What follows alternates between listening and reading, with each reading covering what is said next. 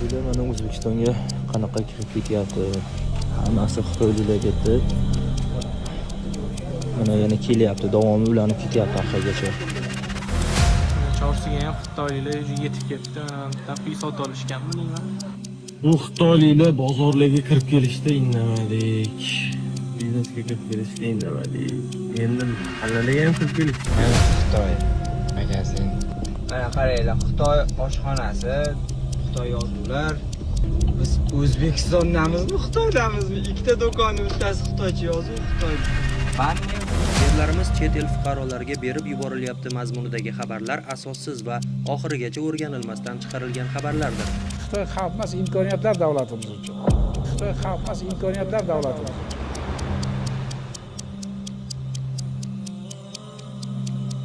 Nafratingizni ularga shu darajada bildiringki, ular bu joylarda qolib ketishiga ko'zi yetmasin. O'zlarini noqulay his qilsin. Tinch yashay olmasin. Xullas, ular bu yerlarda qolib ketmasligi uchun qo'lingizdan kelgan hamma ishni qiling.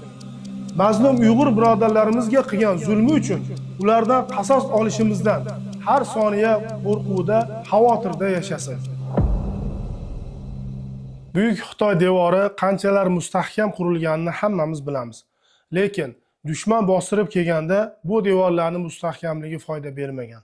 Chunki ichki xoinlar qal'a darvozalarini dushmanga bir necha marotaba ochib berishgan.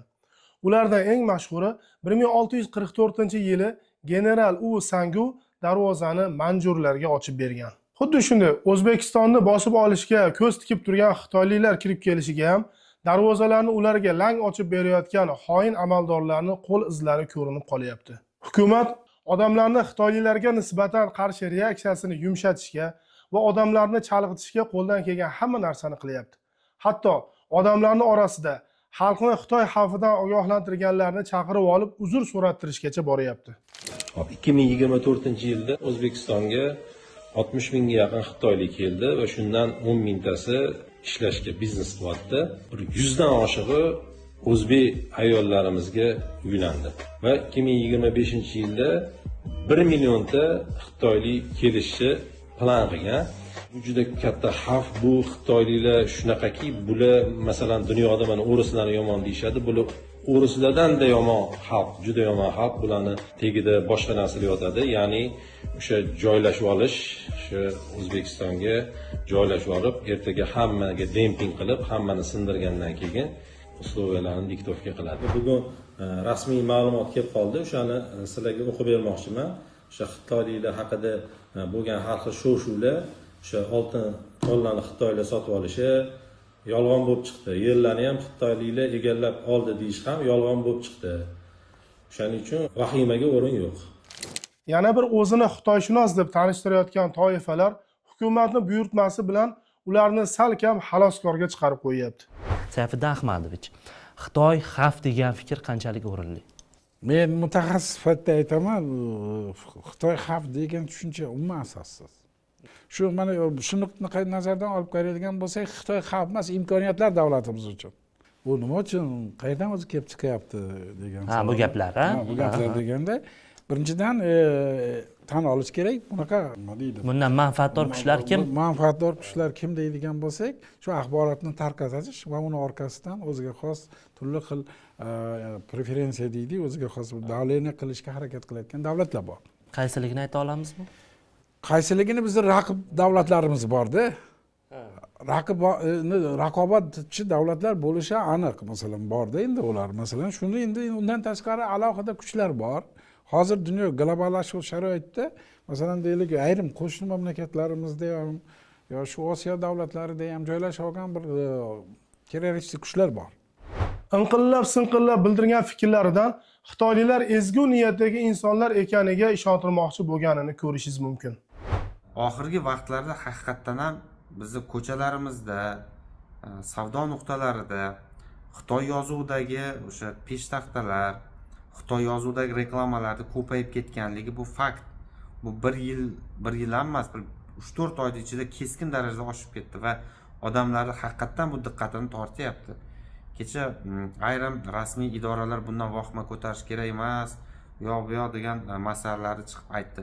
Va ayrim debil o'zini siyosatchi deb o'ylaydigan debillar chiqib bu chetdan uyushtirilayotgan provokatsiya degan gapni ham aytyapti. Shunaqa aytayotgan odamlarga javob yebsan bu gapingga deydigan javob. Siyosatchi bilmayman kim chiqib zakaznoy narsalarga xalqni ayblab yotibdi. Har xil narsada bular sotilgan, bizni ana Xitoy bilan urushtirib qo'ymoqchi tashqi kuchlarni o'yini boshqasi deb. Hech qanaqa unaqa narsa emas. Men ko'rmadim birorta tashqi kuchga sotilgan, mana shu e'tiroz qilayotgan odamni shu tashqi kuchga sotilib gapirayotganligini. Xitoy ular aytgandek xaloskor va mehribon bo'ladigan bo'lsa, nega o'sha mehribonligini Sharqiy Turkistondagi Uyg'urlarga qilmayapti? Ularni dinini, tilini va millatini yo'q qilishga astoydil kirishganini ular qayta tarbiyalash lagerlari nomi ostida ochgan qamoqxonalardan ham bilishingiz mumkin. Yana bir boshqa tarafda hukumat parvarishlab kelayotgan diniy blogerlar toifasining aytishi bo'yicha O'zbekistonda yerlar sotilmasmish, ijaraga berilarmish. Xitoyga darvozani ochib beradiganlar ham aynan shunga o'xshash yalaqi toifalar bo'ladi. Biz Xitoy O'zbekiston yerlarini sotib olyapti deganimizda, o'sha yerlarni ustida turib boshqaruvni o'z qo'liga oladi degan narsani nazarda tutganmiz. Yer o'z joyida turishini hammamiz bilamiz. Xitoy sotib olgan yerlarni qopga solib orqalab Xitoyga olib ketmaydi. Bular bo'lsa so'z o'yini qilib o'zbeklarning yeri faqat ijaraga beriladi deb xalqni chalg'ituvchi bayonotlar bilan chiqishyapti. Yerlarimiz chet el fuqarolariga berib yuborilyapti mazmunidagi xabarlar asossiz va oxirigacha o'rganilmasdan chiqarilgan xabarlardir. Shu o'rinda fuqarolarimizdan har xil aldovlarga uchmasliklarini, ijtimoiy tarmoq faollaridan esa yolg'on va asossiz xabarlarni tarqatmaslikni so'rab qolamiz. Zero oxiri o'ylanmay qilingan yuqoridagi kabi holatlar aholida norozilik, qonunlarga nisbatan ishonchsizlik kayfiyatini keltirib chiqarishi, hatto investitsiya muhitiga salbiy ta'sir ko'rsatishi mumkinligini unutmang. Xalqning mulkini talon-taroj qilishni kasb qilgan amaldorlar xitoyliklarni yotib olib himoya qilishi, ularga cheksiz imkoniyatlarni berishi, kerak bo'lsa o'z xalqidan ustun qo'yishi va Xitoy xavfidan ogohlantirgan vatandoshlarni omma oldida uzr so'rashga majburlashi bu xavotirli holat. Xullas, Xitoy qarz qopqoniga tushirib, tortib olgan yerlarda ijaraga deysizmi, vaqtinchalik foydalanishga deysizmi, nima deyishingizni ularga umuman qizig'i yo'q. Ular egallagan yerlarni qaytarib bermasligini Qirg'iziston, Qozog'iston, ayniqsa Tojikiston misolida ko'rdik. O'zbekiston bilan ham shunday bo'lmasligiga kim kafolat beradi? Ayrim davlatlarning, Afrikaning davlatlarini yalpi ichki mahsulotini 90-80% xitoylik investitsiyalar hozirgi kunda. Boshqachasiga yoki grubiroq qilib aytganda, Afrikaning yarmisi Xitoyning qarzida. Qozog'iston birinchilar bo'lib o'z yerini Xitoyga berishni boshladi. 1994-yilda 1-marta Qozog'istonning birinchi prezidenti 948 kvadrat kilometr yerini Xitoyga berdi. Oradan 3 yil o'tib 1997-yilda yana 300 kvadrat kilometr yerini berdi. Moganda qarangda bir почти deyarli 1,5 kvadrat kilometr yerini Qozog'iston bergan. 97-99-yil Qirg'izistonning birinchi prezidenti Asqar Akayev tantanali ravishda 161 kvadrat kilometr yerini bergan Xitoyga. Tojikiston bir necha marta. Birinchi o'sha 2000-yilda 200 kvadrat kilometr, keyin yana 100 kvadrat metr, 2011-yilda 1100 ko'z oldingizga kelib 1100 kvadrat kilometr yerni Badaxshon viloyatidagi tog'li yerlarni Xitoyga berdi. Mamlakatdagi katta-katta bozorlarni sotib olayotgani, mehmonxonalarni binosi bilan sotib olayotgani, xo'jalik yerlarni qimmat narxlarda bo'lsa ham sotib olayotganiga nimaga munosabat bildirmayapsizlar?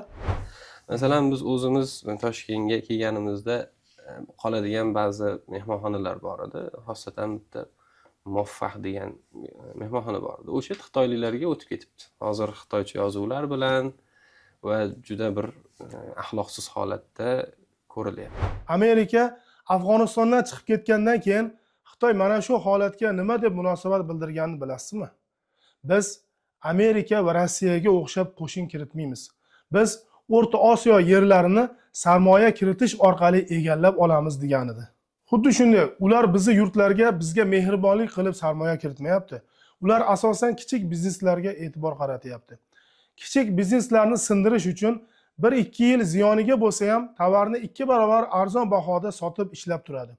Mahalliy tadbirkorlar bunga dosh bera olmay o'z-o'zidan sinib ketadi va bozorni tashlab chiqishga majbur bo'ladi. Xitoy bozorni o'ziniki qilib olib, qolgan raqobatchilarni chiqazib yuborgandan keyin tovarni xohlagan narxida sotishni boshlaydi. Shundan keyin ular avval yarim bahosiga sotib ko'rgan zararini 5-10 barobar qilib chiqazib oladi. Shu 1 yil ichida O'zbekistondagi mahalliy korxonalarning 40% yopilib ketdi.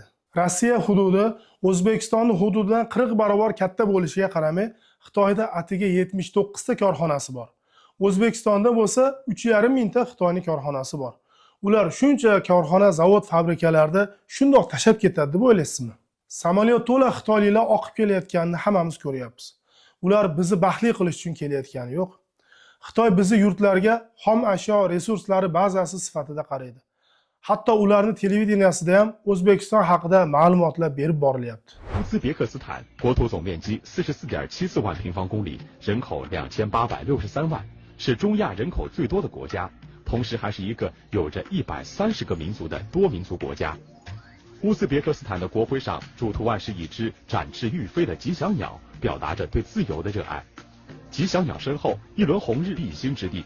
我国汉代的外交使臣张骞和 Xitoy Uyg'ur birodarlarimiz yerlarini okkupatsiya qilib bosib olgandek, bizni ham yerlarni bosib olmasligiga ishonchingiz komilmi? Xitoy Mo'g'uliston yerlarini 43% ni egallab olgan. Bu narsa bizga unchalik achinish hissini bermasligi mumkin. Lekin Uyg'urlar bizni aka-ukalarimiz. Biz bir urug', bir elatmiz. Ko'z oldimizda bir millat yo'qolib ketyapti. Nega ularga qilayotgan zulmlarga ko'z yumamiz? Illoki Uyg'ur qardoshlarimizni boshiga kelgan narsalar bizni ham boshimizga kelmagungacha ishonmay o'tiraveramizmi? Yana bir toifa Xitoy kirib kelsa investitsiya keladi, rivojlanib ketamiz deyapti. Xitoy investitsiyasi bilan birga Xitoy xalqi ham kirib keladi. Zavod, fabrika qurishga qarz berar ekan, xom ashyoni ham, ishchi kuchini ham aynan Xitoydan olishni shart qilib qo'yadi. Bizi ochko'z amaldorlar hamma shartga rozi bo'lib, har qanday investitsiyani olaveradi. Ularning shartlarini quyidagicha tasvirlash mumkin. Xohlaganingizcha qarzni sarflang, lekin biz mablag' ajratadigan bo'lsak, ishchi kuchi, mutaxassislar va materiallarni ham Xitoydan xarid qilasiz. Xavotir olmang, ular arzon va sizga ham foydali bo'ladi. Shunday sababdan Xitoy kreditlari ko'plab rivojlanayotgan mamlakatlar uchun jozibador bo'lib ko'rinadi. Boz ustiga Chin yurti kredit olgan davlatlar bilan qarzni qaytarish borasida deyarli murosa qilmaydi. Mablag' yo'qmi, uni tabiiy resursingiz bilan to'lang. Temir yo'l, zavodlar, portlar, yana nimalar bor edi? Fransiya investitsiya kiritsa, mamlakatga fransuzlar xitoyliklarga o'xshab ommatan ko'chib kelmayapti-yu. Mana Xitoyda o'ziga boring. Agar siz sarmoya kiritaman desangiz, o'z xalqiga solgan soliqni 3-4 barobarini soladi. Maqsad mahalliy bozorga boshqa savdogarlarni kiritmaslik. Bizda bo'lsa, o'z fuqarosiga bermagan imtiyozlarni xitoyliklarga tortiq qiladi. Natijada o'zbek xalqi qon qaqshab qolaveradi. Sodda o'zbeklar hukumatning propagandasiga ishonib, xitoyliklar kelsa zavod, fabrikalar quriladi, ishchi o'rinlar yaratiladi deb xursand bo'lib yuribdi. Lekin xitoyliklar zavod quradigan bo'lsa, o'zini xitoyligini olib kelib ishlatadi. Ertaga hamma joyni xitoyliklar bosib ketgandan keyin o'zbek yana o'zga yurtga ishlagani ketishga majbur bo'ladi. Xitoyni himoya qilayotgan amaldorlarning holati boshqa. Ularning holatiga qarasangiz, hammasini qo'lida chet el fuqaroligi va chet davlatlarda villalari bor. Ular ertaga yurtni sotib ketish uchun allaqachon boradigan joyiga zamin yaratib qo'yishgan. Xullas, ularni ishi bitgandan keyin ertaga boradigan joyi bor, lekin jafokash o'zbek xalqi qayerga ham borsin? Shuning uchun tinimsiz xalqni xotirjamlikka, shovqin ko'tarmaslikka chaqirib yotibdi. Xitoy bizni yerlarda o'zlashtirishda qanday taktikalarni qo'llaydi? Birinchidan, sarmoya kiritadi va mana shu sarmoya kiritish asnosida o'zini talablarini qo'yadi va mana shu talablarni qay darajada bajarilayotganini kuzatib boradi. Ular bu kuzatuvlarni o'zlarini Xitoy kafe va restoranlarida yig'ilib hisobot shaklida yuqoriga taqdim qilib borishadi. Har bir vazifa taqsimlangan. Kimdir xalqni bozorlarni o'rgansa, yana kimdir xalqni dindorlik darajasini o'rganadi. Bir tanishim aytishi bo'yicha, bir kuni Ashxobod bog'ida aylanib yursam, bir xitoylik atrofda videoga olib o'tiribdi. Bir hijobli ayolni yaqinlashtirib qayta olyapti. yoniga borib nima qilyapsan deb qattiqroq gapirsam, o'zini jinnilikka solib tirjayishni boshladi deydi. Ular mana shu shaklda o'zbek xalqini dindorlik darajasini ham kuzatib borishadi. Siz ham xuddi shu holatga duch keladigan bo'lsangiz, befarq bo'lib o'tib ketmang. Ular ham o'z yurtida birorta turistdan shubhalansa, uni darrov tergov qilishga o'tishadi. Futbolkasidan tortayotgan bir guruh xitoyliklarni ko'rishingiz mumkin, xitoylik faollarni. Bunga sabab bu Yevropadan kelgan sayyohlarning ustidagi kiyimida Yaponiyani jangda foydalanadigan bayrog'i, ya'ni harbiy bayrog'i ramzi tushirilgan. Shunga Yevropalik sayyohlar nimaga bunaqa kiyimni kiyib yuribsan, bizning Xitoyda Yaponiyani ramzi tushirilgan deb sarmoya kiritish bilan birga o'z xalqini o'sha yerlarda yerlashib qolishga undaydi. Borgan joyida mol-mulk sotib olishga, yerlik aholi bilan turmush qurishga ko'mak pullarni ajratadi. Xullas, nima qilib bo'lsa ham o'sha joyda xitoylik fuqarolar adadini ko'paytirishni maqsad qiladi. Mamlakatni egallashning yana bir yashirin usuli bor, ya'ni demografiya yo'li bilan egallash. Buni ko'pchilik payqamaydi, ammo Xitoy shunchaki bozorlarni egallash bilan cheklanmay, bu yerda o'z ta'sirini kelgusi avlodlarga qoldirishni istaydi. Xo'sh, bu qanday ishlaydi? Birinchidan, xitoyliklar O'zbekistonda oilalar tuzib, shu yo'l bilan mamlakatda ildiz ochishga intilmoqda. Ko'plab xitoylik tadbirkorlar, ishchilar va investorlar ataylab o'zbek qizlariga uylanib, oilalar qurishmoqda. Bu assimilyatsiya strategiyasidir. Ularning farzandlari O'zbekistonda voyaga yetadi, lekin xitoylik milliy o'zligiga ega bo'ladi. 1-2 avloddan so'ng ular siyosat, iqtisodiyot va madaniyat sohalarida ta'sir kuchiga ega bo'ladi. Asta-sekin Xitoy ta'siri shunchaki iqtisodiy bo'lib qolmay, balki ijtimoiy tus oladi. Bu holat 20-30 yil ichida yuz beradi. Natijada Xitoy ildizlarga ega yangi avlod paydo bo'ladi. Ular Xitoy O'zbekistonda o'sib boradi deb hisoblaydi. Ular uchun Xitoy ham xuddi O'zbekiston kabi o'z mamlakati hisoblanadi. Bu bolalar o'zbek jamiyatida voyaga yetadi, ammo Xitoy tarbiyasini oladi va u yerdagi mustahkam aloqalar bilan ulg'ayadi. Shu tariqa Xitoy o'z odamlari orqali mamlakat ichidagi qarorlarga ta'sir o'tkaza oladi. Bu narsalardan yana bir ko'zlangan maqsadi bir kun kelib bu hududlar saylov yo'li bilan Xitoy tarkibiga o'tkazish kerak bo'lsa, saylovchilarning aksariyati xitoyliklar tashkil etishi va saylovda yutib chiqishi uchun ham shunday uzoq yillik taktika qo'llaydi. Bunga qo'shimcha ravishda ular yerlashib, mahalliy fuqaroga aylangandan keyin hayotni hamma bo'g'iniga kirib borib, asta-sekin mansabga kelish holatlari boshlanadi. Mamlakat taqdirini hal qiluvchi mansablarni egallaganda hamma narsa qo'ldan boy berilganini tushunib yetasizlar. Ammo unda kech bo'ladi.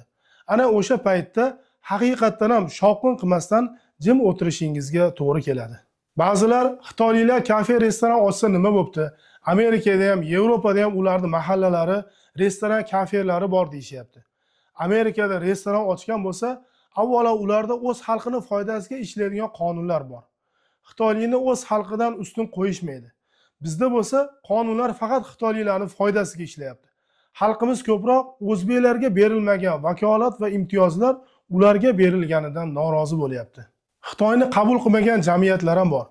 Masalan, Turkiyada xitoylik investitsiya kiritmoqchi bo'lsa, mahalliy aholiga solmagan juda katta soliqlarni soladi. Natijada ular bu yerlarda mahalliy tadbirkorlardan ustun bo'la olmaydi. Ishchi olish borasida ham bitta xitoylikni ishga olish uchun 4 ta turk fuqarosidan ishga qabul qilish majburiyati yuklanadi. Bizda shunday qonunlar borligidan va buni ijrosidan xalqning xabari bormi? Hozirgi kunda O'zbekistondagi dinga bo'lgan kurashish bu aslida millatga qarshi qaratilgan. Men dinga berilmaganman deb bu muammo menga tegishli emas deydiganlarga Sharqiy Turkistonda zulmga uchrab, zo'rg'a qochib chiqqan ayollarning holatiga qarasin. Ularning aksariyati ro'mol ham o'ramaydigan oddiy Uyg'ur ayollari. Lekin Xitoy kurashni millatga qaratgani uchun dindor emasligiga qarab ham o'tirmayapti. Shuning uchun biz hamma dunyo qarashlarimizni chetga surib, bir bo'lib Xitoyga qarshi turishimiz kerak deb aytamiz. Ular dindan tashqari millat kushandasi. Uyg'ur millatini yo'q qilish uchun Uyg'ur ayollarini xitoyliklarga erga tegishga majburlayapti. Yana qanchadan qancha voyaga yetmagan qizlarni oilasidan uzoqda joylashgan shaharlarda restoran, kafe va tungi klublarda ishlashga majbur olib ketyapti. Erkaklarni bo'lsa qul qilib ishlatyapti. Xo'p, endi yechim o'laroq nima qilishimiz kerak? Bu butparast mushriklarni bu yerlarda qolib ketmasligi uchun qanday yo'l tutishimiz kerak? Avvalambor, oddiy o'zbek xalqiga berilmagan imtiyoz va vakolatlarni ularga berilishiga qarshi xalq o'z noroziligini bildirib, hukumatdan talab qilishi kerak. Ular O'zbekistonga otasidan qolgan hovliga kelgandek vizasiz bemalol kirib kelyapti. Biznikilar bo'lsa, hali ham Xitoyga viza bilan boradi. Mana shu oddiy viza rejimidagi adolatsizlikka ham qarshi turishimiz kerak. Ular vizasiz xohlagancha kelib, xohlagancha turadi. Xohlagan sohasida faoliyat yuritadi. Bu darajada erkalatib yubormasligimiz kerak. Erkalasang ham taltaymagin degan gap bor. Ularni biz o'zimiz bu darajada erkalatib, taltaytirib yubormasligimiz kerak. Pala-partich olinayotgan qarz va investitsiyalarga cheklov joriy qilish kerak. Hozir O'zbekistonga kirib kelayotgan investorlarning yarmidan ko'prog'i xitoyliklarda ulushiga to'g'ri keladi. Bu borib xitoyliklarga qaramlikni keltirib chiqaradi. Xalqni bo'yniga olinayotgan qarzlarni nimaga sarflanayotganini va qarzlarni to'lanayotgan yoki to'lanmayotganini shaffof shaklda xalqqa taqdim qilib borishini talab qilishimiz kerak. Xalq ham sal g'ururini ishga solib, xitoyliklarga mol-mulk, uy-joylarni umuman hech narsa sotmasligi kerak. Yoki ular o'zlari kelib do'kon ochyapti, ana shu do'konlardan narsa olmaslik bilan ularga qarshi boykot qilishimiz kerak.